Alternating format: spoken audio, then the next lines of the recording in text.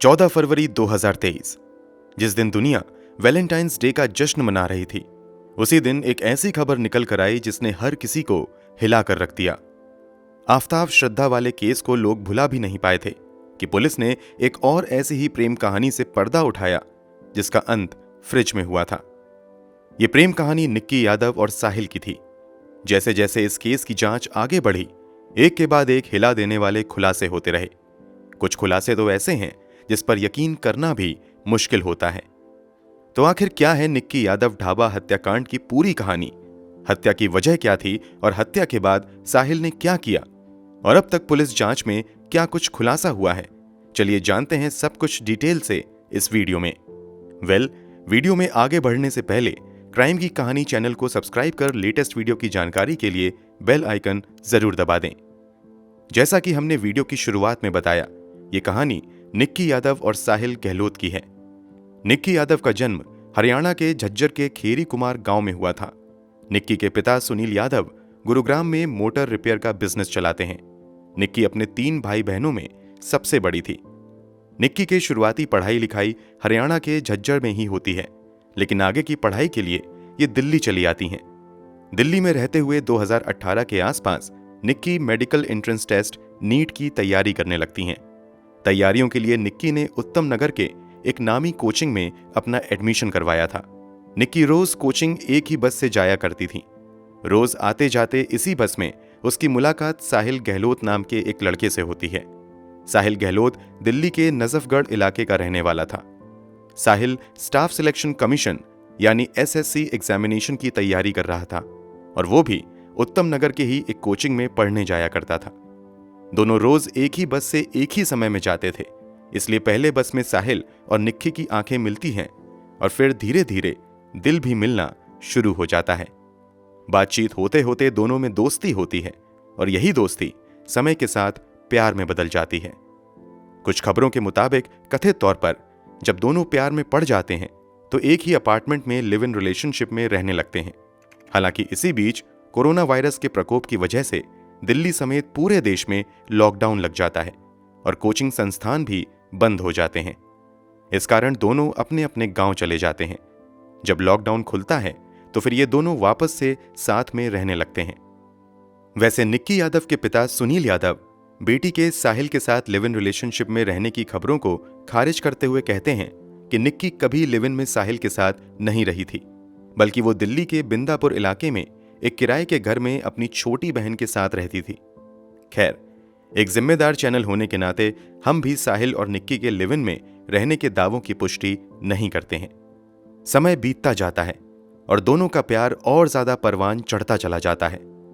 प्यार में खोए ये दोनों जब अपने एग्जाम में बैठते हैं तो दोनों ही नाकाम हो जाते हैं। मतलब निक्की नीट क्वालिफाई नहीं कर पाती हैं और साहिल SSC एग्जामिनेशन में सिलेक्ट नहीं हो पाता है। फेल होने के बाद ये दोनों एक ग्रेटर नोएडा के Galgotias college of engineering and technology में एडमिशन लेने का फैसला करते हैं। यहां निक्की इंग्लिश ऑनर्स विषय के साथ मास्टर ऑफ आर्ट्स में एडमिशन लेती है, जबकि साहिल फार्मेसी कोर्स में एडमिशन ले लेता है। दोनों अपनी पढ़ाई भी जारी रखते हैं और अपने रिलेशनशिप को भी आगे बढ़ाते रहते हैं। हर दूसरे रिश्तों की तरह इन दोनों के रिश्तों में भी कभी कभार उतार चढ़ाव आते रहते थे, मगर फिर भी ये दोनों अपने रिश्तों को निभाते रहते हैं। अब तक निक्की के लिए साहिल ही पूरी दुनिया बन चुका था और साहिल के लिए निक्की ही सब कुछ थी। लेकिन क्या वास्तव में ऐसा था?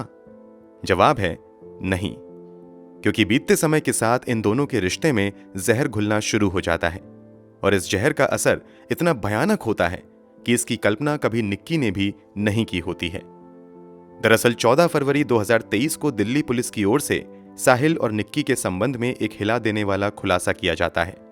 दिल्ली पुलिस द्वारा किए गए खुलासे के मुताबिक 11 फरवरी 2023 को निक्की यादव के पिता अपनी बेटी को फोन करने की कोशिश करते हैं तो निक्की का मोबाइल स्विच ऑफ आता है।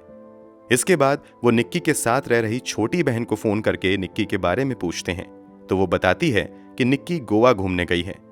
इस बात की पुष्टि के लिए पिता द्वारा निक्की के कई दूसरे दोस्तों को भी फोन किया जाता है, मगर निक्की के बारे में किसी के पास कोई जानकारी नहीं होती है।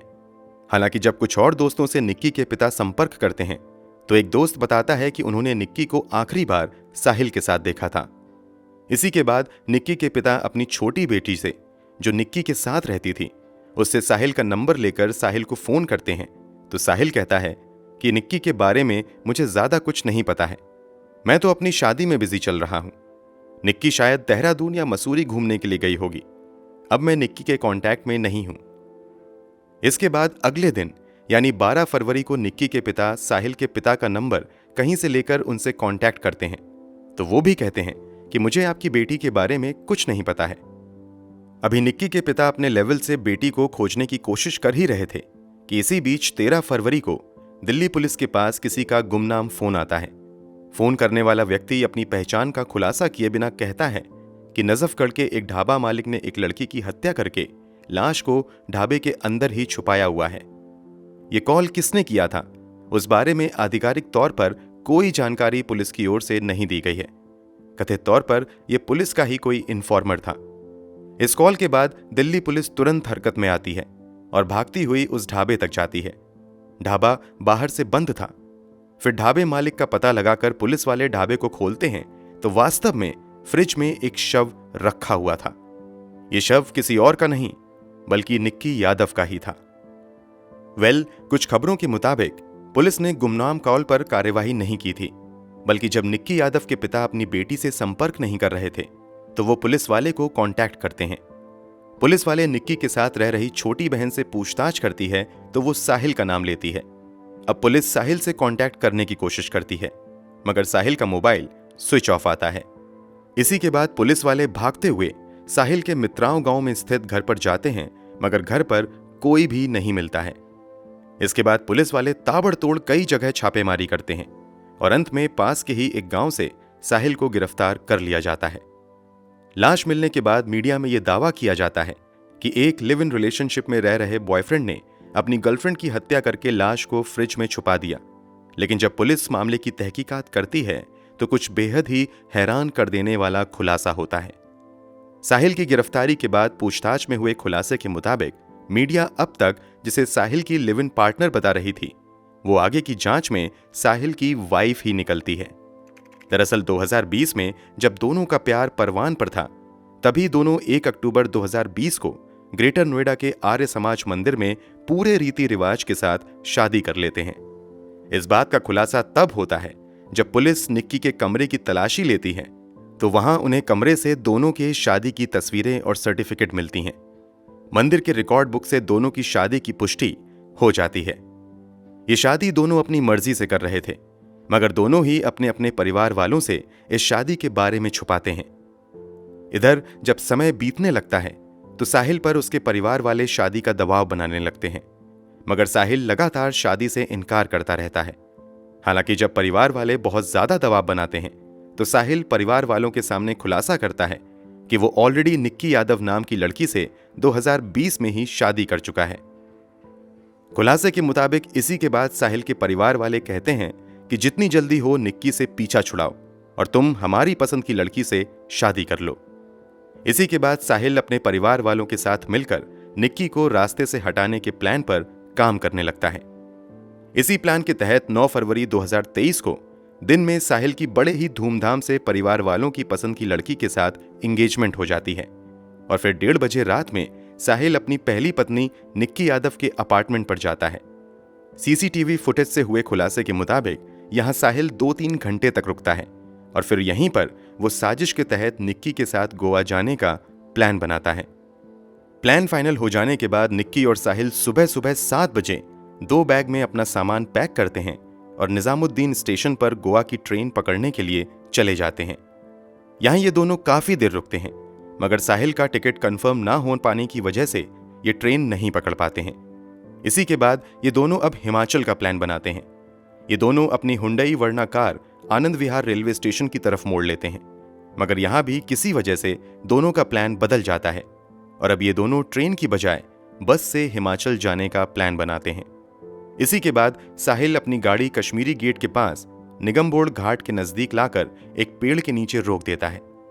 यहां पर प्लान में हुए बदलाव की वजह से फिर गाड़ी में बैठे हुए साहिल और निक्की में जबरदस्त बहस हो जाती है। आधे घंटे तक इन दोनों में झगड़ा चलता रहता है। इसी झगड़े के बीच साहिल कार में मौजूद चार्जर केबल से अचानक निक्की का गला दबा देता है और तब तक दबाए रखता है जब तक कि निक्की की मौत नहीं हो जाती है। निक्की की मौत होने के बाद साहिल निक्की के शव को आराम से आगे की सीट पर बैठाकर उसे सीट बेल्ट पहना देता है ताकि देखने में लगे कि सीट पर बैठा व्यक्ति सो रहा है। इसी के बाद वो लाश को लेकर थोड़ी देर तक इधर उधर घूमता रहता है। उसे समझ में नहीं आता है कि क्या किया जाए। इधर साहिल अपनी गर्लफ्रेंड की लाश लेकर घूम रहा था, उधर साहिल के परिवार वाले लगातार उसका इंतजार कर रहे थे क्योंकि 10 फरवरी को ही साहिल की शादी होने वाली थी और घर में शादी से जुड़े रस्म पूरे करने थे, मगर साहिल का कहीं भी अता पता नहीं चल रहा था। इस कारण परिवार वाले लगातार साहिल को फोन भी कर रहे थे, लेकिन साहिल का फोन स्विच ऑफ आ रहा था। इसी बीच जब साहिल का फोन कुछ देर के लिए ऑन होता है तो तुरंत साहिल के घर वालों से बात होती है। फोन पर साहिल पिता को बताता है कि मैंने अभी अभी निक्की की जान ले ली है और उसकी लाश को लेकर कार में घूम रहा हूं। कथित तौर पर इसी के बाद साहिल के पिता शव को लेकर अपने ढाबे की तरफ आने को कहते हैं और वो अपने 2 रिश्तेदार आशीष तथा नवीन के अलावा साहिल के 2 दोस्त अमर और लोकेश को साथ लेकर 3 अलग अलग कार में घर से निकल जाते हैं।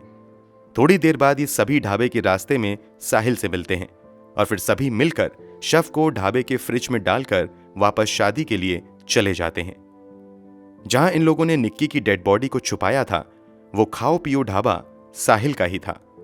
इन दिनों साहिल की शादी की तैयारियों की वजह से ढाबा बंद ही था, इस कारण किसी को लाश की भनक भी नहीं लगती है।